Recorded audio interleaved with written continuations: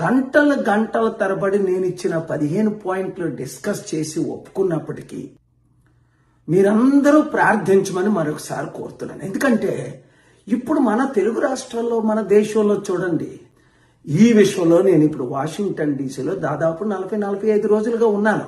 చర్చలు జరిపిస్తున్నాను, రాత్రి పగలు మీటింగ్లు జరుగుతున్నాయి. మీడియాతో ఇంతవరకు నేను మాట్లాడలేదు. ఇప్పుడు ఎందుకు మాట్లాడుతున్నానంటే, నేను ఇంత బిజీగా ఉన్నానని తెలుసుకొని ఈ వీడియో మీడియా ద్వారా అందరికీ నేను పంపిస్తున్నాను.